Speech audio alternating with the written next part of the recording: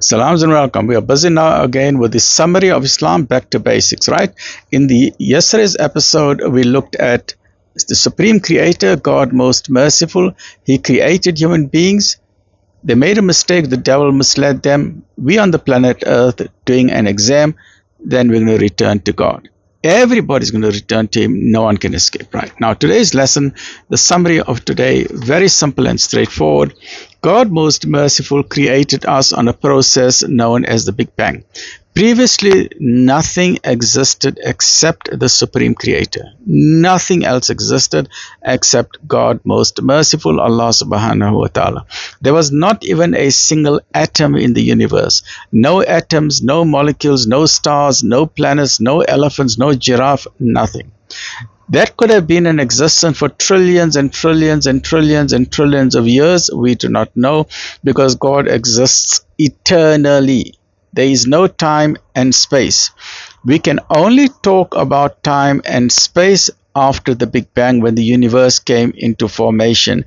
Before that, it is not appropriate, it's actually nonsensical to talk of time and space, because you can only talk of time and space when the sun, the earth, the planets, all of them come into being, right?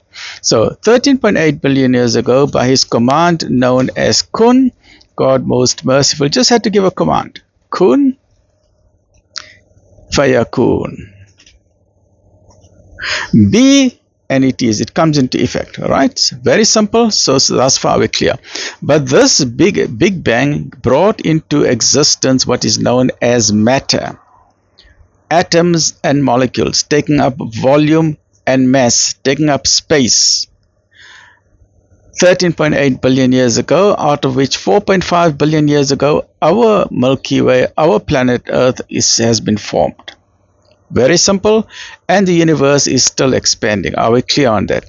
The scientists can only measure this part of the universe, that thing that is made up of atoms and molecules. They cannot measure God, they cannot measure angels, because God and angels are not made up of matter. God is not made up of atoms and molecules. So it is obvious you cannot measure God. You will never find God with your X-ray machines or MRI scanners. It is impossible, because X-ray machines, MRI scanners, audio machines only work on matter. Solid, liquid, gas, and plasma. It does not work in the spiritual dimension. This is where people make a mistake. Just because it does not work on the spiritual dimension, it does not mean that it does not exist. We just don't have the know-how of measuring the spiritual dimension. Your soul, X-ray machine cannot pick up your soul, because your soul is not made up of atoms and molecules. The angels are not made up of atoms and molecules, and God is not made up of atoms and molecules. Are we clear on that? Very simple, right? Simple. Now, there's another interesting thing, that because God created everything, everything belongs to Him. But there's a pendulum effect. Scientists tell us that after this Big Bang, once at the moment the universe is still expanding, but it's going to reach an equilibrium point of maximum expansion, and then it's going to collapse into itself into a massive big black hole, where everything, all atoms and molecules and light, will go back into the origin, and the universe will be plunged into darkness, and that is known as the Big Crunch. So after the Big Bang, when everything is exploded, it is at the moment it's expanding.